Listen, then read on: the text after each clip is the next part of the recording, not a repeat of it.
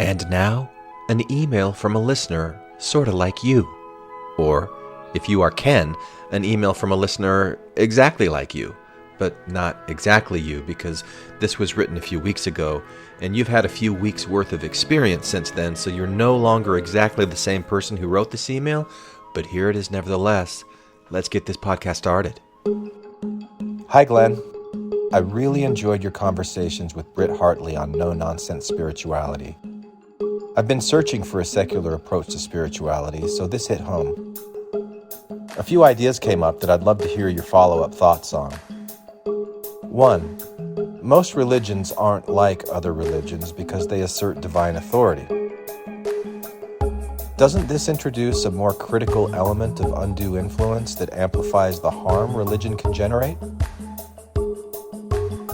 2. Britt talked about saving the baby and throwing out the bathwater in the context of trying to identify and preserve the good in religion while discarding religion in general. I mostly agree with this. Many of the evidences believing Mormons claim are, in my view, normal positive responses claimed to be from God. Example, we feel good when we help others. But what amount of religious experience cannot be separated from religious belief? Do we need to have strong religious belief to trigger some of the most powerful religious experiences? Are there alternative ways to trigger elevation emotion? And 3, relating this to your food analogy, can we recreate the sensation of eating a perfectly seared filet without actually eating a perfectly seared filet? I really appreciate the work you're doing, even if we don't connect on all topics. Hope you continue to find satisfaction in the work you're doing. Regards, Ken.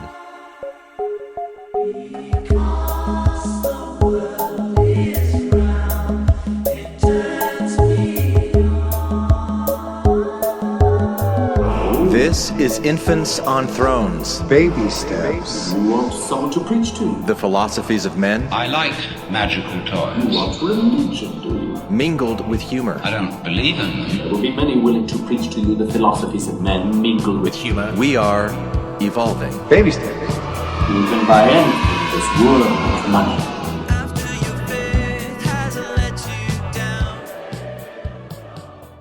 Look for the good in everything. Look for the people who will set your soul free. It always seems impossible until it's done. Look for the good in everyone. All right, welcome back to Infants on Thrones. I'm Glenn Ostland, and this is episode 831. No-Nonsense Spirituality, Part 3 of Babies and Bathwater. And today you're going to hear an email from a listener named Ken, and you're going to hear my response to that listener named Ken. The response's name is Harvey, but I never call her that because that would be ridiculous, and ridiculousness has no place on an Infants on Thrones episode or something like that. So anyway, Hang on to them hats and glasses, cause this here's the wildest ride in the wilderness. all right, thank you, Ken. Thank you for your response. Thank you for sharing your ideas. Thank you for asking me these questions, and thank you for being interested in hearing my thoughts. This is going to take a while, so please be patient with me as I set this up. I don't want to just blurt out my responses. I want to thoughtfully show you my work. I want to show you the dots that I'm seeing, which may or may not be the dots that you're seeing, and I want to show you the ways that I connect the dots that I'm seeing, which may or may not be the ways that you connect the dots that you're seeing. I don't want to imply that the way that I connect the dots is more or less correct than yours. It's just how I see it, taking my biases and my blind spots into consideration. So what I hope to do here is to show you my perfectly imperfect, ever-evolving snapshot of meaning in response to you showing me your perfectly imperfect, ever-evolving snapshot of meaning, and we can compare notes and see what any of that does for us. Sound like a deal? All right, Ken, so first, let me go ahead and just blurt out my answers to your questions, and then I'll go back and show you why I feel the way I do about this. Question number 1. You said most religions aren't like other organizations because they assert divine authority. Doesn't this introduce a more critical element of undue influence that amplifies the harm religion can generate? My quick answer to that? No. I don't think that harm that stems from claims of divine authority warrant any more concern than harm that stems from claims that come from non-divine authority. And as a matter of fact, I think that there's far more harm that's done in this world from non-divine authority sources than the other way around, and I'll explain more about why I see it that way shortly. Your question number 2, Britt talked about saving the baby and throwing away the bathwater in the context of trying to identify and preserve the good in religion while discarding religion in general. I mostly agree with this. Many of the evidences believing Mormons claim are, in my view, normal positive responses claimed to be from God, like when we feel good when we help others. But what amount of religious experience cannot be separated from religious belief? Do we need to have a strong religious belief to trigger some of the most powerful religious experiences? Are there alternative ways to trigger elevation emotion? And here's my quick answer to that, Ken. First, this is a really tricky question for me to answer, and it's going to take some time for me to attempt it. But basically, I don't know how to determine a religious belief from a non-religious belief. And furthermore, I don't really know why that distinction should matter. For example, a belief that tells me that it's okay to dehumanize another human being is problematic to me, whether that belief came from a religious tradition or from a non-religious tradition. And as far as elevation emotion goes, I think that elevation emotion feeling is always triggered by things that are important to us or that are validating to us on a subconscious level. It doesn't really matter if we call it a religious trigger or a non-religious trigger. If we feel validated or inspired, or however you interpret elevation emotion when you're feeling it, when that's happening, you're bathing your cells in happy juice. And that's a valuable way to spend your time, a way of showing love to yourself. And I'll spend more time unpacking this one shortly. And then your third question, Ken, relating this to your food analogy, can we recreate the sensation of eating a perfectly seared filet without actually eating a filet? And my answer, yes and no, maybe you could, but it would be a different experience. And why would you need to do that if there's really nothing wrong with actually eating an actually perfectly seared filet? So those are my short answers, Ken. Now let me show you why I feel the way I do about these things. And I first want to start with a metaphor that you may have heard me talk about in last episode's essay, The Birth of the Divine Atheist, where I talked about a 10-page flip chart showing a monkey holding an ice cream cone. Now, if you haven't heard that already, then let me paint a picture for you, or maybe unpaint a picture for you. Have you ever made your own cartoon, like with a pen and a little notepad, or maybe with some crayons or colored pens? And by the way, how do you pronounce the word crayon? Is it crayon or crowns or crayons? I mean, people pronounce it different ways, right? Which way's the right way? Anyway, when I was a kid on Sunday mornings, sitting in sacrament meeting, bored out of my mind, but trying very diligently to be reverent, I would sometimes draw or color in a little notebook. And sometimes I'd make these little drawings move. Like I'd draw a picture of a ball on one page, and then on the next page I'd draw the ball a little smaller, and then on the next page a little smaller, and then a little bigger, and then a bigger, and about 10 or 20 pages or so I'd flip the pages, and I'd have this illusion of a moving picture of a ball getting smaller and then bigger and bouncing all around the page. You can picture that, right?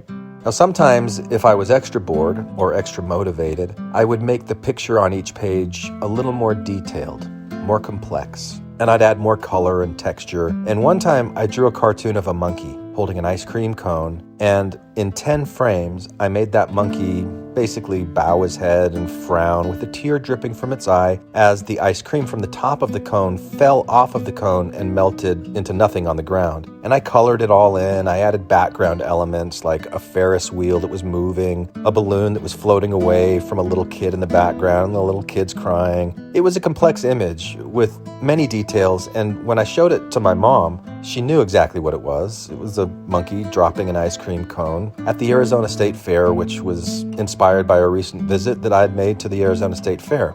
Now, of course, my mom wasn't in my mind with me, imagining what I was imagining, but she could see enough detail in the pictures to know what I was trying to express. But what if she couldn't see it? What if she could only see fragments of each picture? Now, maybe my verbal description just now of a cartoon monkey dropping an ice cream cone at the Arizona State Fair, maybe that just painted a similar image in your mind as well. Maybe you can imagine it. Or at least maybe the words that I used influenced you to create an image similar to that in your own mind with your own imagination. Whatever your response was, I did just influence you, unduly or not, and your response to my influence created something in you. It's not quite the same cause and effect process of me creating impressions on the piece of paper from my crayons as I created each detailed image. You know, like if you had a cookie cutter in the design of a Christmas tree with candy cane ornaments, and I just pushed that cookie cutter into raw cookie dough to create an impression in the dough, I can do that process of impressing an image better when I'm doing it on paper with crayons than I can when I'm doing it with words through a podcast into your ears. But anyway, it's still making an impression. So if I picture something in my mind and I draw it, depending on my artistic skill and my ability to draw, part of that is natural ability, and part of that is a learned technique and developed talents. Now, the process of me speaking words into your ears is not exactly the same thing as a cookie cutter to make an impression on cookie dough, because there's some complex filtering that goes on in your mind between the sender and the receiver when the message of meaning is being created and received. Does that make sense? So let's imagine that I drew this moving picture scene in church. And it's the monkey holding the ice cream cone. I gave it to my mom to show her what I'd draw. But let's also say that I gave my mom these special sunglasses. And they not only block out ultraviolet radiation, but they also block out 99.99999% of all other wavelengths of light that our eyes have evolved to perceive. And now when she looks at my picture, instead of seeing all the images and colors and details that I put on each slide, she only sees a few random dots on each page. She can't make out the monkey or the ice cream cone or the fairgrounds. She just sees a few random dots on each page. And when I flip those 10 pages together, it looks to her like a little bit of fuzz or some static or confetti surrounded by a whole lot of nothing. So now, if you take off the glasses, you can see that nothing was actually a lot of something, but when you're looking at it through those glasses, you're blind to all of that something. You just can't really see it. And you can't see how those random fuzzy static dots of confetti fit together. But that doesn't really stop us from connecting those dots and creating some kind of meaning, does it? The assertion that I'm making here is that each one of us wears a pair of these metaphorical glasses, and they're permanent. From the day that we're born to the day that we die, they never come off. They do shift, and they change over time in what they filter in and what they filter out, and how they tint and color the world around us. It's this filter that we have, and we honestly don't really even know that much about this filter. And I'm talking about the way that our brains act as a filter, letting in some things, blocking out others. And this filtering happens on many levels, and it's determined by many different constraints. There are, of course, the biological constraints that evolution provided, as this human brain slowly evolved from single living cells 3.7 billion years ago into what our human body is today. We only see a narrow range of light. We only hear a narrow range of sound. So obviously, we're blinded to things that we have not evolved to perceive. But there are also cultural, geographical, and educational constraints on our filtering system. The human ear, for example, may equally detect sounds in any given range of frequency, but if those sounds are from the Japanese language and you've never learned the Japanese language, then the sounds that you hear, zenzen wakaru mono wa muri desu. Zenzen wakaranakereba narimasen desu yo ne. Yeah, you don't understand it at all. So where we're born, when we're born, our family culture, our social environment, our entire traditional upbringing, it imprints onto us through our early stages of childhood development. And we're each born into this world as a relatively blank slate that our culture begins imprinting onto before we have any idea what's happening. And this process forms our filter. It forms these beliefs and expectations of the world. It's a worldview. And it's like these cookie cutters forming images into our malleable brains. And these beliefs and expectations that we inherit from our external environment, this is the primary reason why we're blind to so much of what we encounter that we're not expecting to see.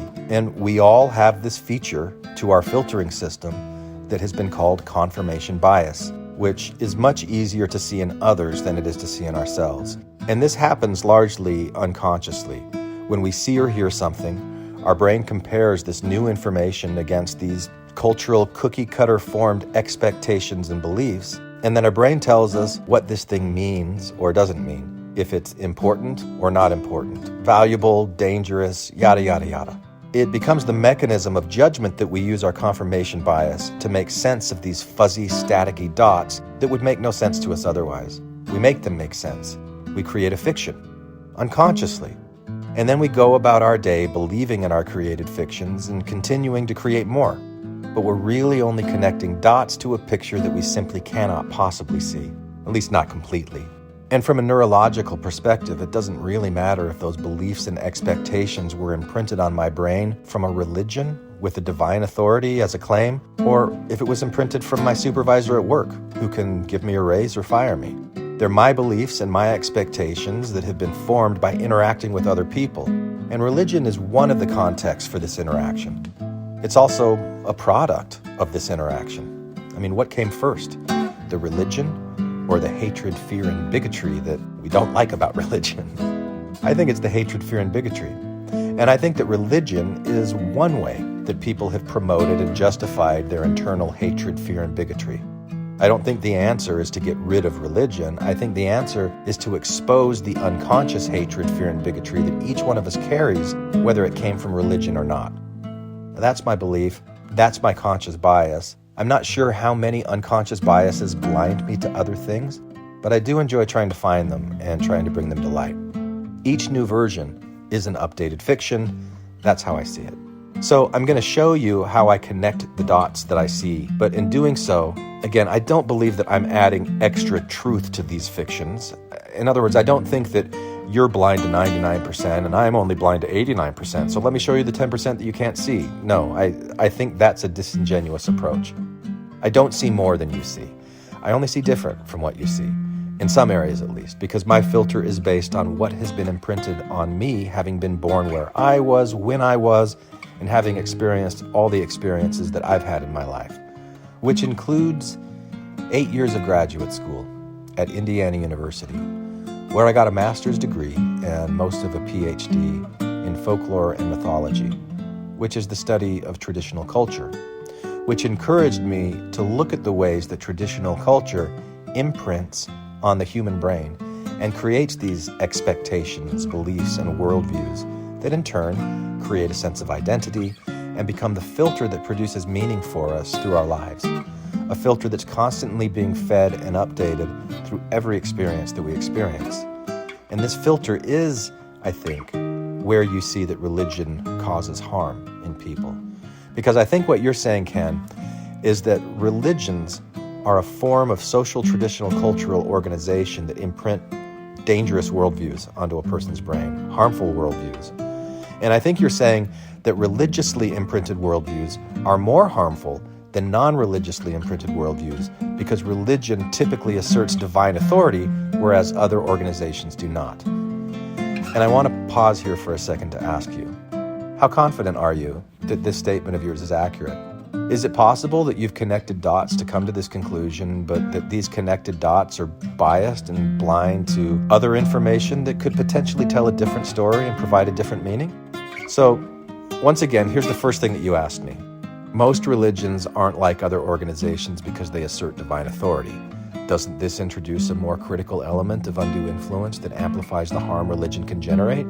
So, when I read that question, my developed filter immediately created more questions like, do most religions really assert divine authority? Is that most religions in Utah, in the United States, globally, in the 19th century, 20th century, throughout all time? How do you define religion? How can you distinguish a religion from a non-religion? What is divine authority? How is divine authority different from other kinds of authority? What does divine even mean? How can I distinguish something that is divine from something that's not divine? What is undue influence? How does undue influence differ from other kinds of influence? What is the harm that's being generated by the religion? Where in the physical world does that harm reside? How does that harm come into the physical world? What's the relationship between the harm, the harmed, the harmers, the influence, and the religion itself? And honestly, Ken, those are only a few of the questions that sprung into my mind when I read your question. The approach that I then take is to start with that question about harm, because that seems to be the main reason for you posing the question here in the first place. The assumption, I think, behind your question is that religion causes harm. So if you want to get rid of the harm, then you need to get rid of the religion. For example, a Mormon-shaped cookie cutter will imprint a Mormon-shaped worldview onto the mind of a Mormon child that causes harm to that child and harm to anyone that child later harms as a result of their Mormon-formed worldview. So, get rid of the Mormon-shaped cookie cutter and you get rid of all that collateral harm. Did that sum up? Is that kind of where you're coming from? I personally just don't think that it's that simple. So, let's talk about harm a little bit. What comes to mind when you think about religiously caused harm? Sexual abuse that occurs in a religious context and then is covered up because people don't want to make their religion look bad. That's a big one, right? Xenophobic, which is one of my favorite words to say, by the way, xenophobia, the fear of the foreign. Xenophobic prejudice and bigotry towards other races, ethnicities, cultures, subcultures, gender, sexual orientation. This kind of harm is rampant in many religious organizations, isn't it? Because it makes people think that it's not only okay, but it's actually in line with what God wants, to think of your non-believing neighbors as less than you, or especially less worthy than you, for whatever reason it might make you think that. So these are some examples of harm. I could keep going, right? There's a lot of harm that comes from rigidly and dogmatically embracing xenophobic fictions without having the skills or ability to critically observe how these inherited beliefs create harm in ourselves and others. The harm that I've become very sensitive to in recent years, however, is the harm that reinforces unhealthy patterns of thinking onto our mind. It's like this cookie cutter of bad thinking that imprints on the brain. Unhealthy ways of interpreting information and of processing information. Now, there's a powerful form of therapy you may be familiar with called CBT, cognitive behavioral therapy, that helps people who have severely distorted realities because they're wearing these glasses that create unneeded stress and anxiety because they engage in black and white thinking or all or nothing thinking or discounting the positive or engaging solely in emotional reasoning or catastrophizing, making huge mountains out of every little molehill. And there's a lot of these cognitive distortions that are covered in CBT. And I think my religious imprinting has put far more cognitive distortions in my mind than I'm even remotely aware of.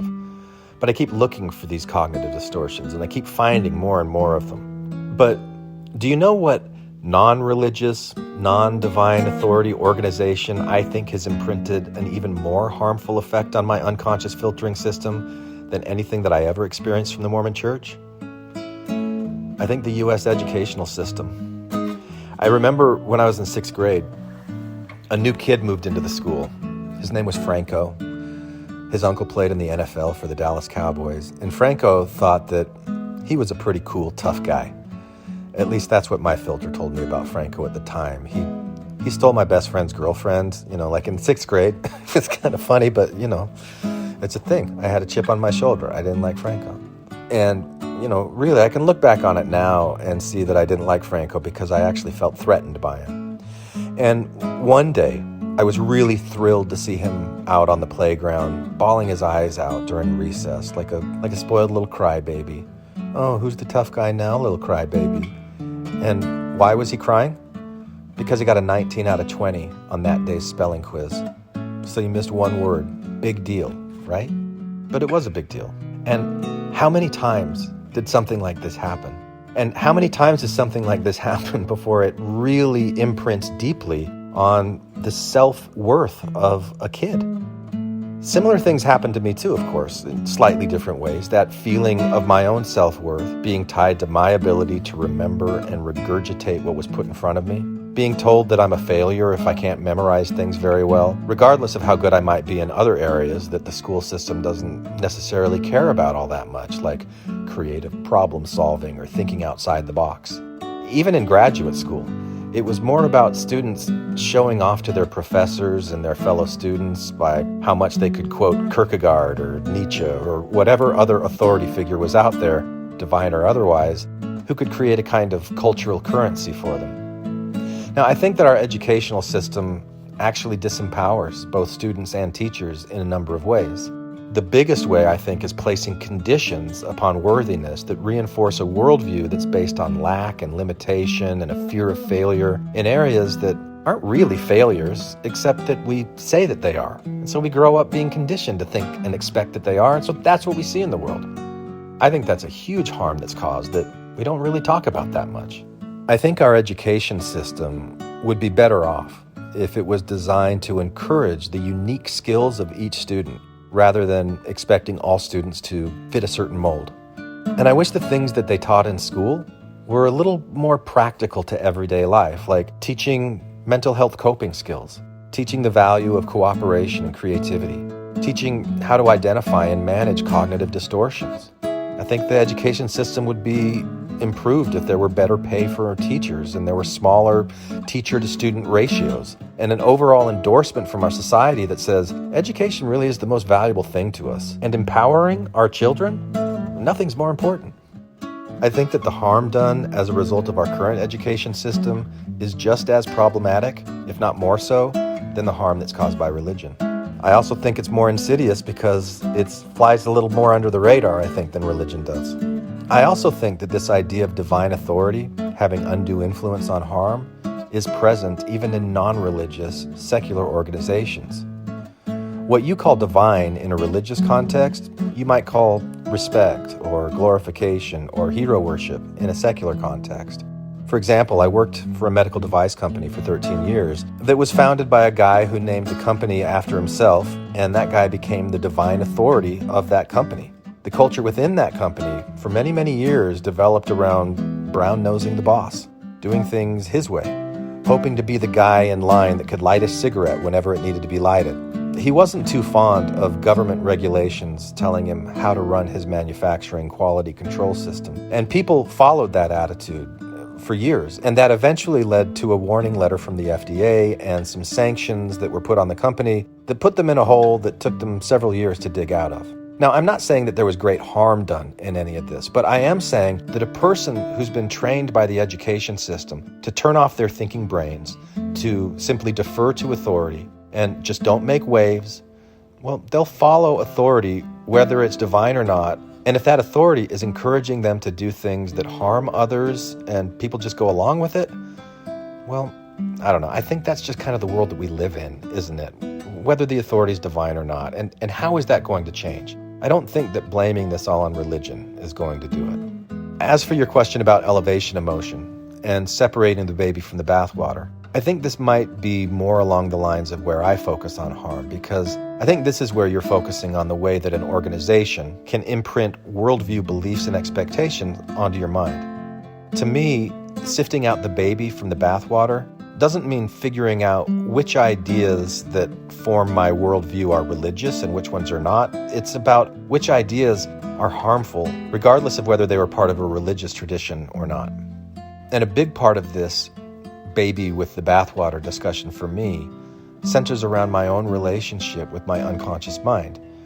There are so many things about me that I don't really know. There are experiences that I've had in my life that I no longer remember consciously, but unconsciously, all of my memories are alive and well. They're just in my long-term memory storage instead of in my short-term memory recall, wherever that is in my body. And the realm of my unconscious mind is where most of my worldview exists, and most of it I'm unaware of. Most of my worldview, the beliefs and expectations that I have about the world, are unconscious programs running in the background of my current operating system. I could spend the rest of my life exploring and raising awareness into the unconscious programs that make me tick, and I still would only be scratching the surface.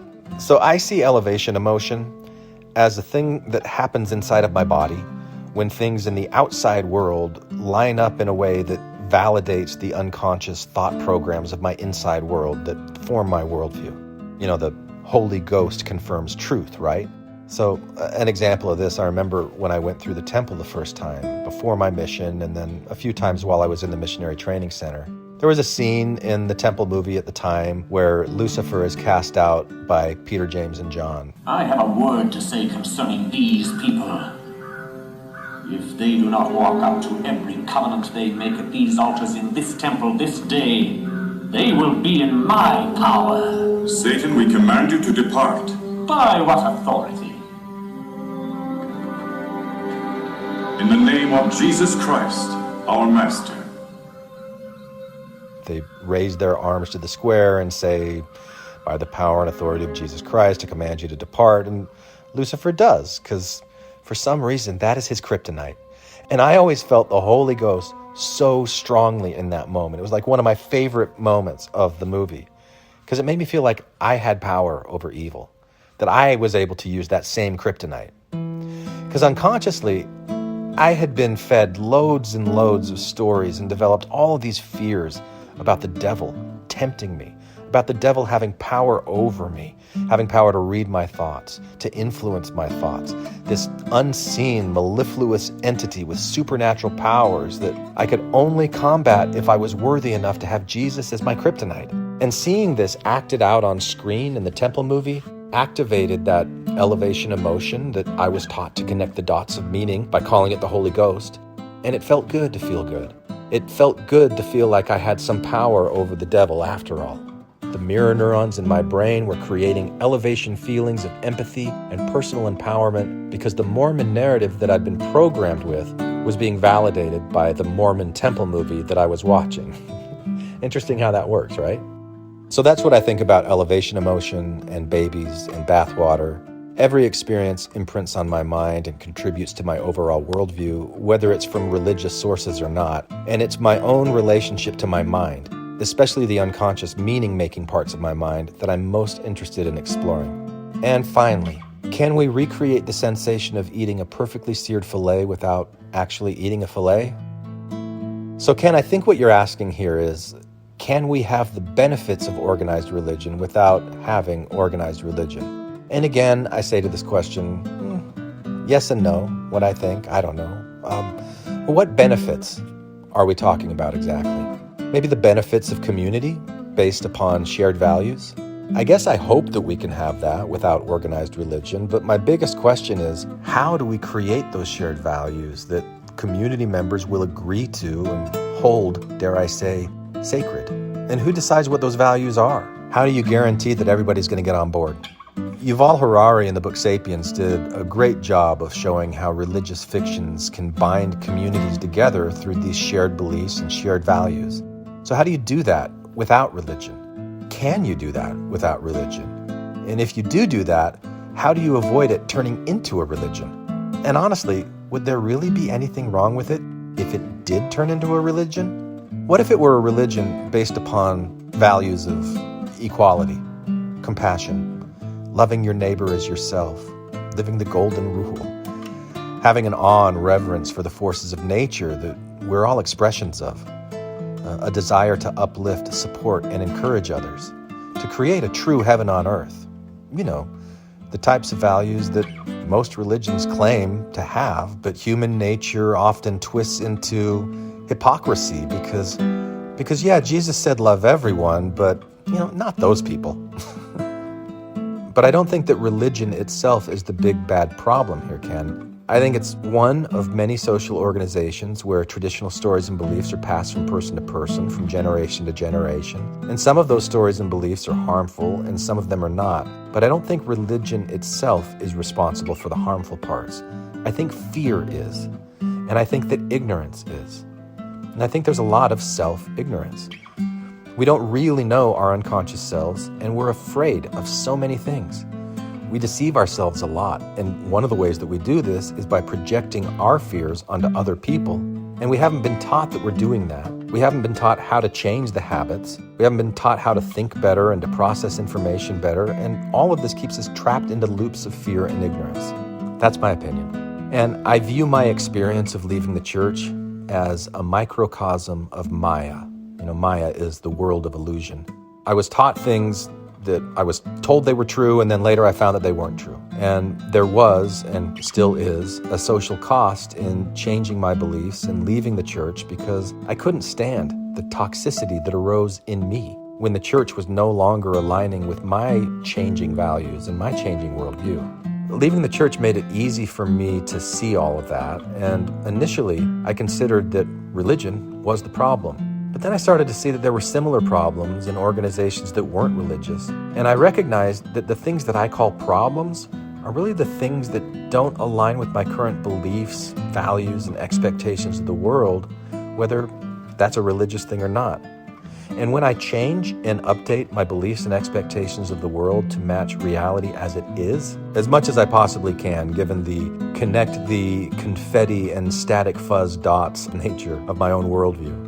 When I know that there's a bigger picture that I just can't see, and I accept that I'm never going to figure it all out, and I really just got to focus on my own internal temperature. Like, how am I in any moment? Am I angry all the time? Am I happy? Am I calm? Am I compassionate? Am I kind? Am I considerate? Am I cynical? Am I skeptical? Am I insulting? Am I sarcastic? I'm all of these things at different times.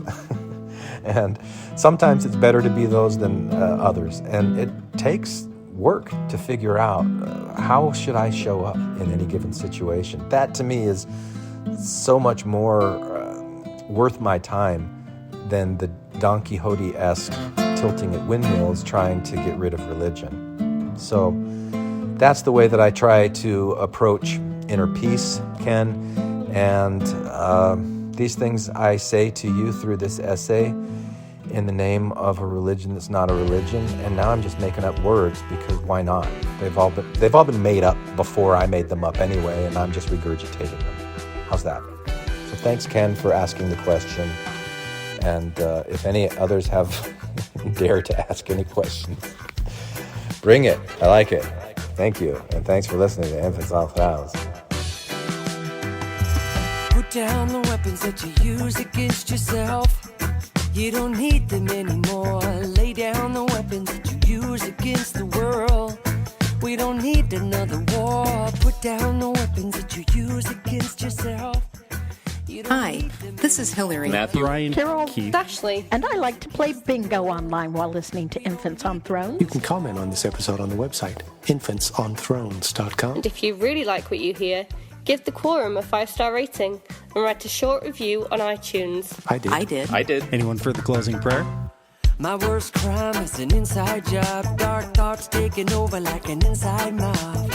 I tune into the scene between the eyes and take a breath. Thank you for listening to Infants on Throne. I sit still and watch the thoughts float past me. Never mind the future, never mind what the past be. I like to jump and let the universe catch me. Free fall, watch the beauty blow past me. I keep my pockets light, destination in sight. Keep my actions elevated to compassionate heights. I'm walking past the fight, laying down on Sunday night. Choosing love when I pick up this night.